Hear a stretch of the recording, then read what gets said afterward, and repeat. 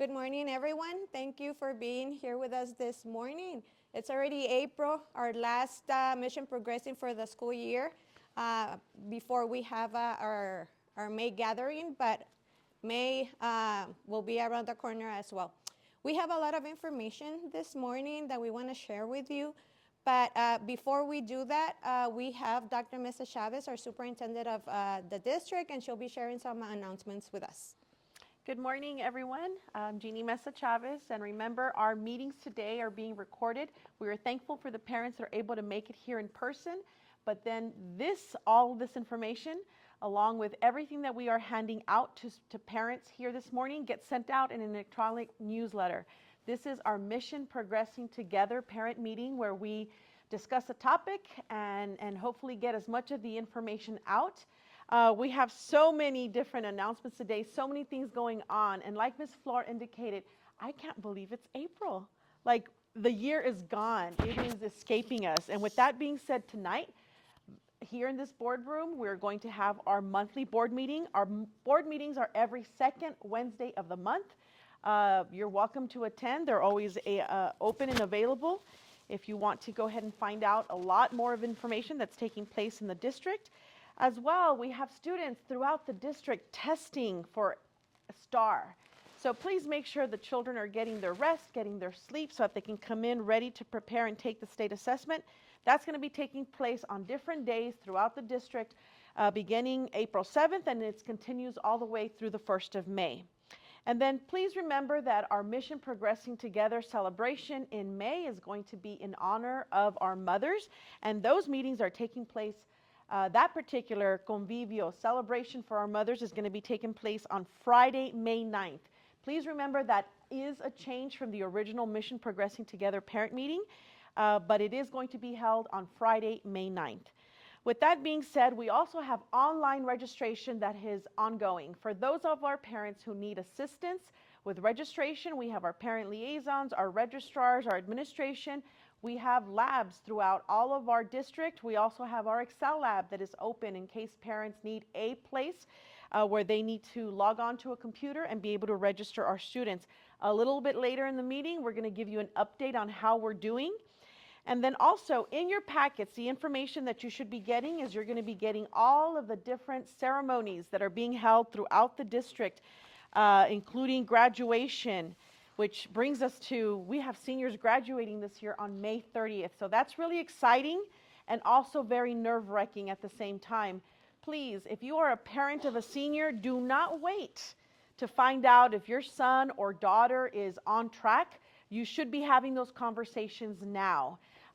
Before we get excited about buying that gown and taking those pictures, let's find out that they are academically, students are doing what they need to do attendance-wise. Remember, if you're a senior student, you want to be in school every single day until the last final day. With that being said, we have a special presentation today. Gets us excited because we are an AVID district. So I'd like to bring forward with us here today, we are going to have Mr. Richard Salcido, who is going to be doing a presentation on the AVID program.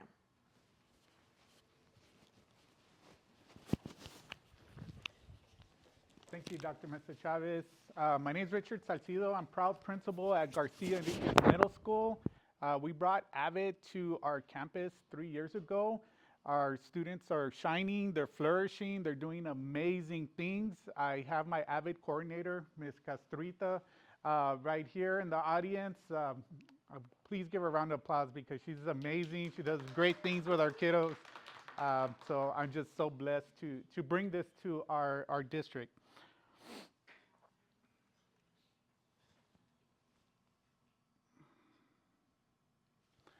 Okay, so what is AVID? We always talk about AVID. So the acronym stands for Advancement via Individual Determination, because it is an individual effort from our kiddos. Every golden eagle that we have on campus is different. So our goal is to bring out the best in them and get them ready for success in the future, whether it's college, career readiness, but our job is to get them ready for the future. So their mission statement is to close the opportunity gap by preparing all students for college and career readiness and success in a global society. So I'm going to share a little bit about the history of Avid, where it began, how it started, and where we're at right now.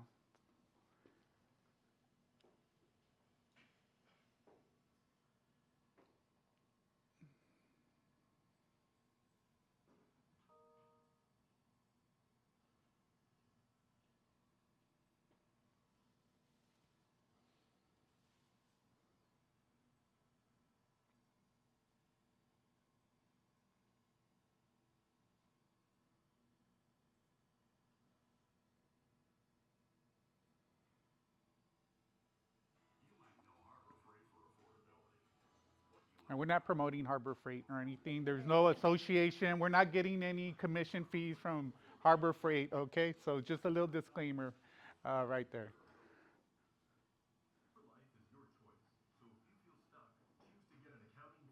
I think I need to get the pro version instead of, so we don't have to listen to other commercials. And we didn't build it on AI either, just to let you know. Beautiful modern surveys built instantly. Survey Monkey.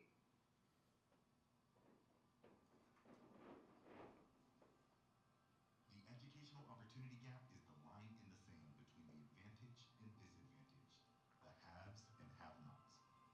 For 40 years, Avid has worked to erase that line. Avid's founder, Mary Catherine Swansea's formula was simple: hold students accountable to the highest standard, provide academic and social supports, and they will surpass even their own expectations. She believed that rigor without support was a prescription for failure, while support without rigor was a tragic waste of potential. This simple formula changes the trajectory of students' lives and alters the destinies of families and whole communities. Quality and equitable education breaks the cycle of generational poverty. Avid started with 32 students in one classroom who, because of where they came from, were thought to not be capable of succeeding at Claremont High. Through intentional design and shared determination, these 32 students and one teacher sparked a national movement in breaking educational norms and accessing opportunities that would lead to their success beyond college. Today, 7,500 schools in 48 states have implemented Avid to create a college going and career ready culture in their communities. Over 2 million students and 300,000 educators have benefited from being a part of the Avid impact. Avid is an educational leader in closing the opportunity gap across the nation. Research shows that with the right support and opportunity, Avid students excel in advanced courses and are 4 times more likely to graduate from college than their national peers. Avid helps schools shift to a more equitable and student-centered approach, leading to increased access and success for all students. How?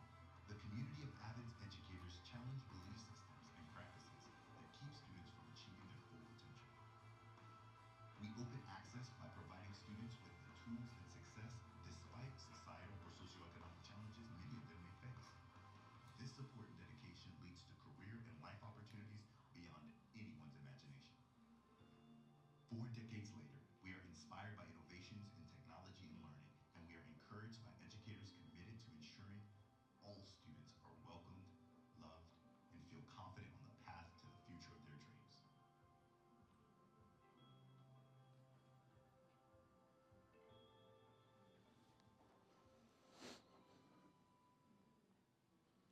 So I wanted to show that video because it's not just the flavor of the month, the flavor of the year. It's been around 40 years. It's a proven success model. Starting with 32 students and now 40 million students are involved. So why shouldn't our kids be involved? And they mentioned that it's an underserved community. I feel that's one of the reasons why we brought it here, because we are an underserved community. So that's why we have that belief system, because our kids can do it. So that is one of the main reasons we did bring Avid to the campus. So equity and access. So all our kids have access to rigorous coursework.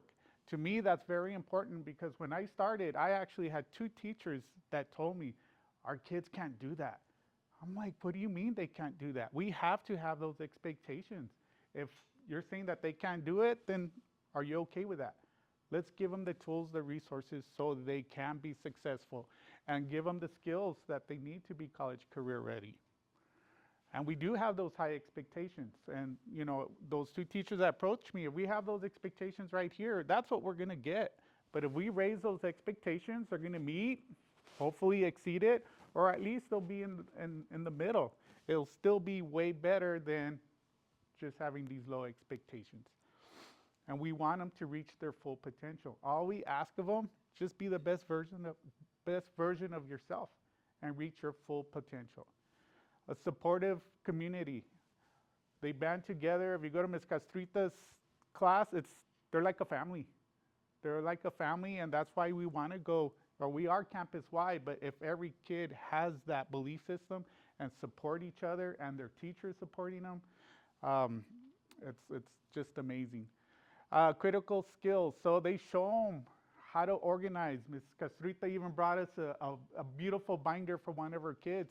So it shows them how to organize, time management, how to collaborate with others, how to ask questions. So those just aren't college skills. Those are life skills. And that's what companies are looking for, are those soft skills.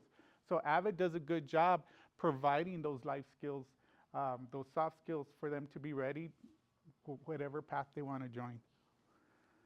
And we talk a lot about college career readiness.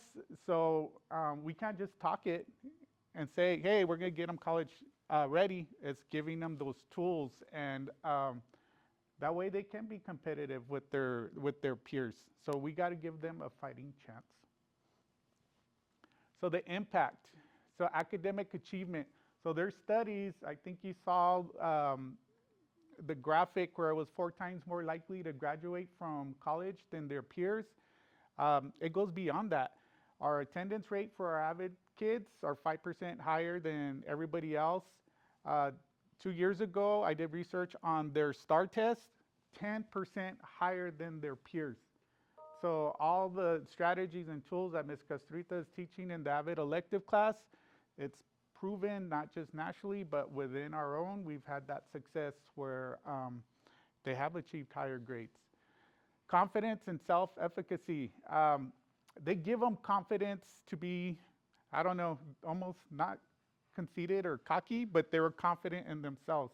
So what I'm very proud about last year's group, they even presented for our convocation. So imagine 8th graders presenting to hundreds of adults. You need confidence to do that. And so I was so impressed that Ms. Castrita was able to get her students ready for that. And as an 8th grader, I wouldn't even be able to stand up here. So they get those tools to be ready to do amazing things like that. College attendance and persistence, as the stats show, they're more likely to get into college. I know Ms. Castrita has all her AVID kids apply to the early college, and they do amazing there. I know when Ms. Marioni was principal, she kept telling me, send me some more of those AVID kids because they're already ready for the early college. So anybody that has little ones ready to go into 7th, 8th grade, please have them enroll in the AVID elective class. But Dr. Mesa Chavez was able to get us district-wide, so we might not have the AVID elective class on all our campuses, but all our campus does have the mindset for our kids to be AVID ready. And closing the achievement gap.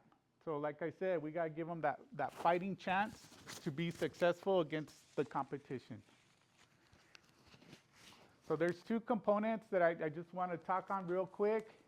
We got to give the kids the resources, right? So we got to have them have that student agency. We got to give them that academic rigor. We got to challenge them. And we have to give them that opportunity. But it's not just on them. Our educators need to help them. So they need to insist on that rigor. So if we have our kids doing rigorous work, our teachers have to hold them accountable.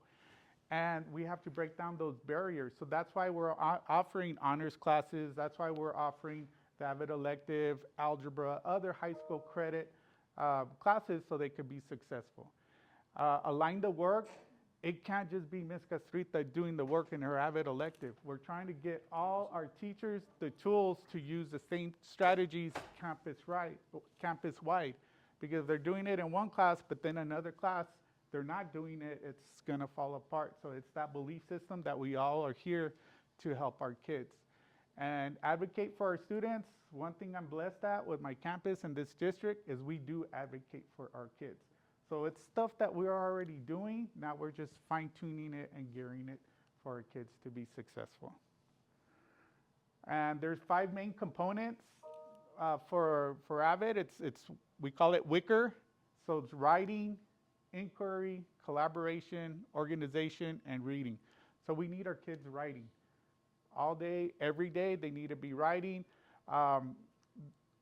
They take their notes a certain way where it's a reflection on their notes, because sometimes kids just write down their notes and that's it. They close their binder, they never see it. But with the writing and the AVID elective, they interact with their notes. They reflect on their notes. So that's how the processing takes place.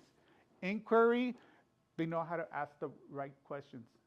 Collaboration, there's a lot of group work, a lot of group projects, and discussions in the AVID class. Organization, as we saw the binder, they have to organize their notes, especially in middle school. Hey, where's the paper we gave you? You pull out the backpack, loose papers all over the place. But in the AVID elective, they have to keep their notes a certain way. They even get a grade for their notebook, their binder. And reading, so it's a lot of reading strategies, vocabulary building, summarizing, and note-taking. So any questions on AVID that I could answer? Is there anything you'd like to add, Ms. Castrita? Avid, like Mr. Salcido said, has been here, oh, thank you, for 40 years. And it helps not only students, but us teachers, because we start forming a relationship where we communicate with each other about everyday life learnings that is going to affect us in the future. Avid has shown me as a teacher how to organize myself more for my students. When I went to college the first day, I felt like a fish out of water. I come from a small community and into UTEP where there's thousands of students, and I didn't have the proper tools to survive in a university environment. I wish I would have had AVID that taught me how to organize my notes, how to manage my time, how to communicate with others, because we tend to just associate with our group, and when the teacher or the professor asks us to communicate, we feel out of place. So that's the tools that we have given our students, enough for them to, like Mr. Salcido said, to stand in front of adults and present. It's difficult for us just to stand here amongst our peers. Now imagine a 13-year-old child being amongst hundreds of teachers, of professional presenters, and not even stutter. So I encourage you to, if you have middle school children, to take the AVID elective. And if you don't, like Mr. Salcido says, Dr. Mesa Chavez and San Elizario are behind the AVID program, and they've implemented strategies in the lower grades.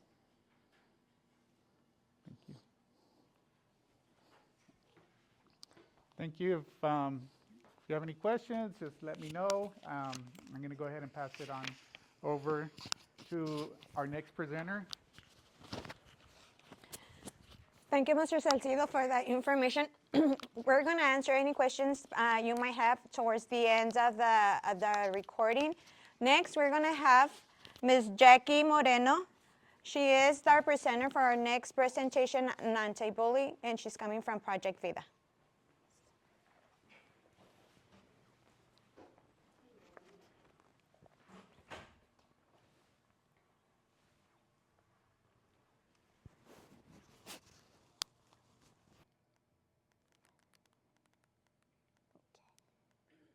Okay, so good morning, everyone. My name is Jacqueline Flores Moreno. I'm from Project Vida, and I'm a very proud member of the San Elizario I.S.D district. Currently, we're working with some of the schools here, and even some of the lower grades like the primary and elementary. It just depends upon requests, of course. But today we bring a presentation about bullying, especially because it's a subject we're talking about with the schools currently. So today we're going to talk about what is bullying, the different types of bullying, the warning signs for both those members that are being bullied and those who are actually bullying another individual, and what can we do as parents. So bullying is an aggressive, repetitive, and constant behavior. So usually we see this because there's an imbalance of power between maybe individuals or different groups.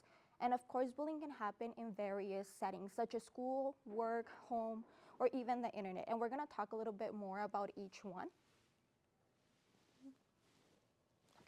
So today we're going to talk about physical, verbal, social, or relational bullying, cyberbullying, psychological, or emotional bullying as well. So for physical, it is an unwanted, violent, and intimidating physical contact. So here, like we mention it with our students all the time, it's the unwanted physical contact such as pushing, punching, maybe pulling someone, hair pulling, assaulting someone, kicking. As long as it's an unwanted physical contact, it's always gonna be a type of bullying. And then for verbal bullying, we're gonna talk about using the words with the intention of humiliating or intimidating another individual, such as abuse, teasing, making fun of someone, threats, derogatory comments, defamation, or any words that may cause an intention to hurt another individual. So we're gonna see this throughout all types of bullying. There's always gonna be an intention of hurting another individual. For social, of course, damaging someone's social relationship, maybe within groups, within family, within their friends, within their teachers, and they use social exclusion, spreading rumors and gossiping, emotional manipulation, cyberbullying, and social isolation as well. For cyberbullying, we're going to talk about different platforms, technology to harass, intimidating, or humiliating another individual. So I know for this one, usually we talk about social media such as Instagram, Facebook, TikTok, but it can also be through the gaming platforms that they use such as Minecraft, Roblox. As long as there's a way for them to communicate within each other, even though it's maybe through texting, using their words, it doesn't matter, some type of bullying can happen. So of course they're gonna spread or maybe use false information, they're gonna intimidate, they're gonna maybe steal their identity or share information that they don't wanna be shared. Remember, there's always, you need to get consent to share something from another individual. So that's something that we always try to make sure that our students understand, that even if it's a picture where you are with your best friend, you have to ask that other individual if they want that picture shared. So psychological and emotional. So here we're going to talk about manipulation, controlling, or harming someone's personal mental health. So of course, maybe some gaslighting, some constant disqualifications, isolating from family, friends, teachers, excessive control over someone's even actions or what they should be feeling, emotional threats, or just basic humiliation and making fun of another individual. Okay, so some bullying warning signs. Especially for those children that are actually being bullied, we can see it through physical and emotional signs. Of course, maybe there's going to be some social isolation within the groups, maybe changing eating habits, changing their behaviors, getting super aggressive. Some of the emotional components can be isolating themselves, feeling humiliation, feeling isolation, and the self-esteem is going to go down. Some warning signs for those individuals that are engaging in bullying behavior. So of course, this might be a little bit harder to identify because those individuals that are actually actively bullying someone are gonna hide that they're actually doing it because they know it's wrong.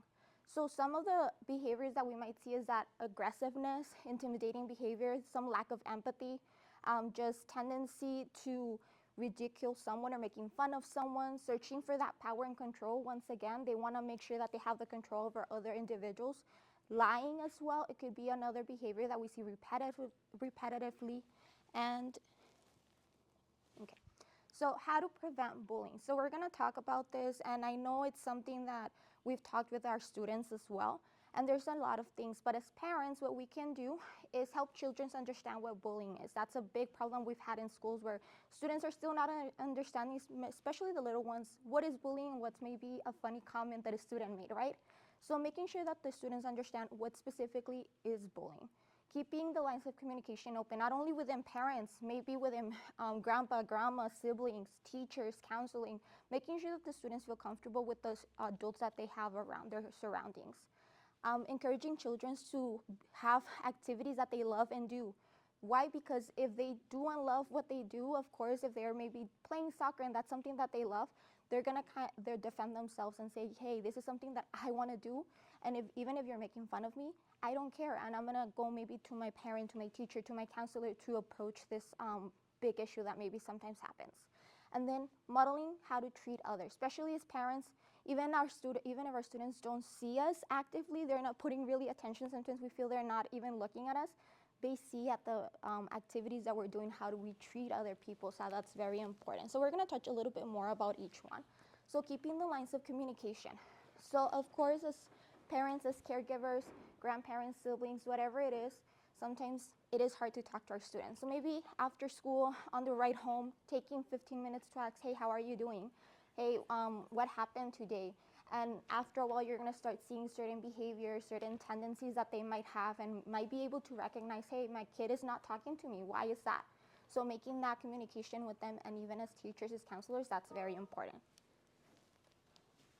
Modeling how to treat others, like we said, even if students are not really looking at us, sometimes we feel they're completely ignoring us, especially our older kids.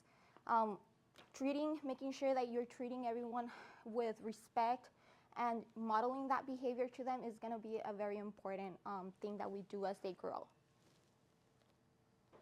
And then some of the free resources, I really recommend stopbullying.gov if it's maybe something that you want to talk to your child about, because it has great definitions about what bullying is, different types of bullying, and it gives you even way more resources. So that's a very good website if you want to have this conversation with your child.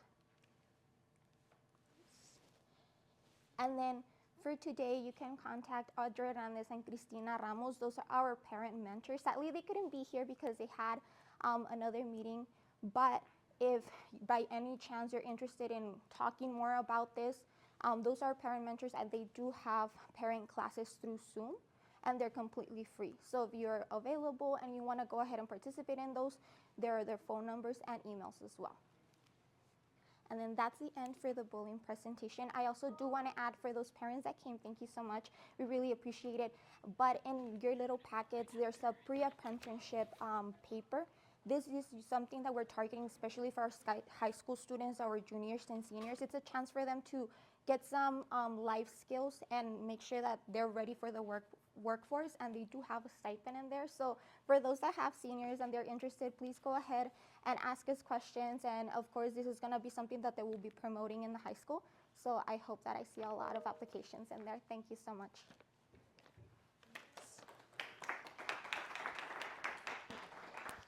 Thank you, Ms. Moreno. It was great information. This information we're going to be sharing with the parents that weren't able to be here with us this morning. You're going to get this presentation as well, so you can view it with your children at home.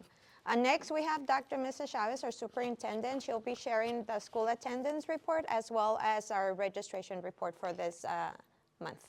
If I can get the microphone on correctly, right? All right, here we go. So right now we have, we're going to go with attendance first.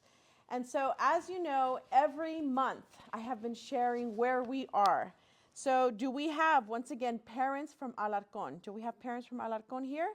Congratulations, your children are doing fantastic. Our attendance at Alarcón is a 95.5.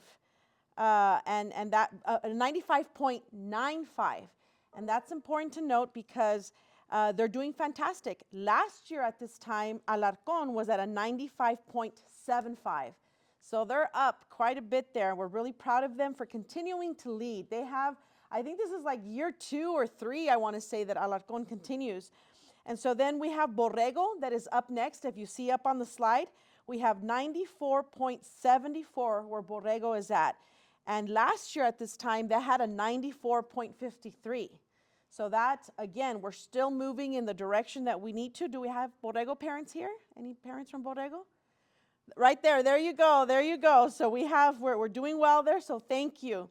And then also we have GEMS. Now we have to give a shout out to GEMS because they're on the tail end. I think they can pull it off for the month of May, because I know that Mr. Salcido's here and he's gonna go back and report to his 7th and 8th graders where they're at.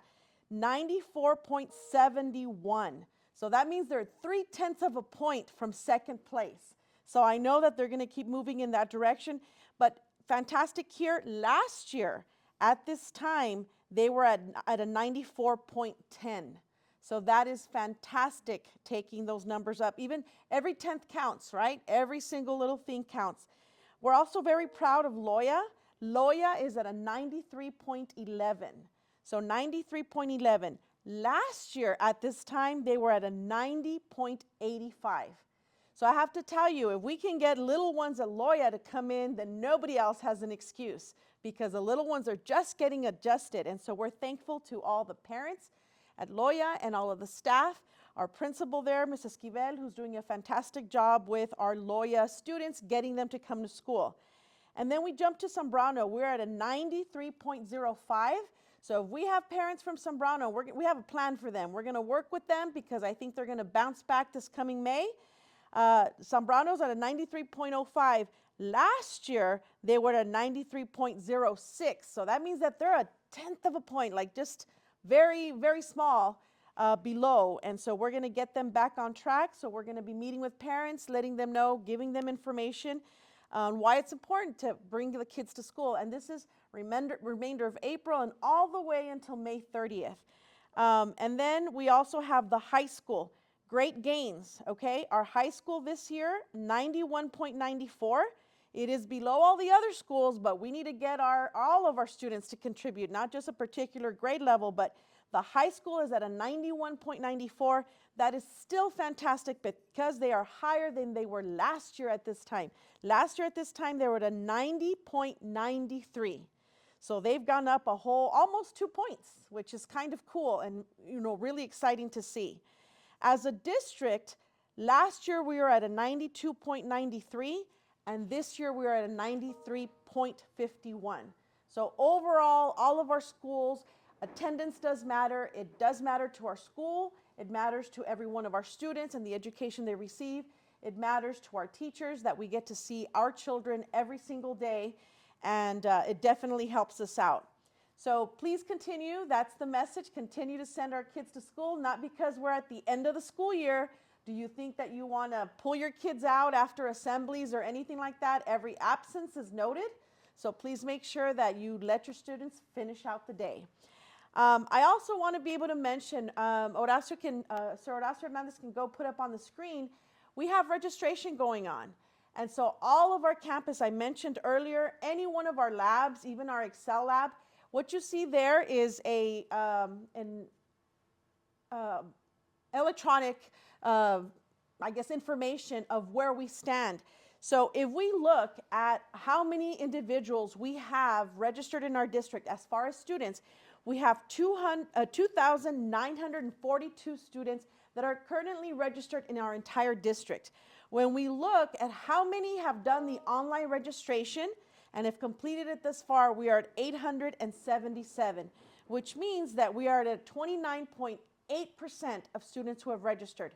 It is important that we get all of our students registered so that we are able to tell who's coming back, we can schedule our classes appropriately, and we're able to make really sound decisions. So it is very, very important for parents. Please get your children enrolled. If you have questions on how to do this, please don't hesitate to call the registrar. You can call any of our parent liaisons so that they can reach out and assist you. And then we're also going to be having the labs at our campuses open as well. So please help us out with getting all of our students registered. Horacio, anything else that we want to add to this? No? All right, just get them registered. That's what we want to say. Get everybody registered. All right, Ms. Flora, I know we have a little bit more in our meeting here.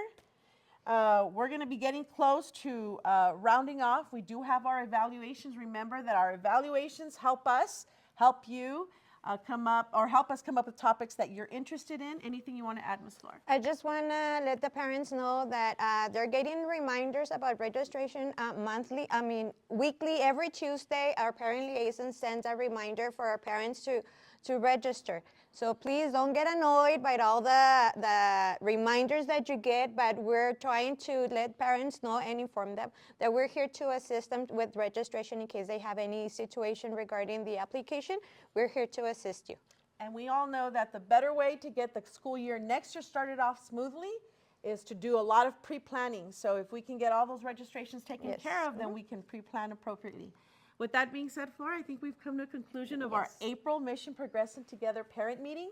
Please remember that our May meeting is our celebration in honor of our mothers, which will be May 9th, which is a Friday. And you are invited. With that being said, thank you so much for choosing to be here and our Mission Progressing Together parent meeting. Thank you.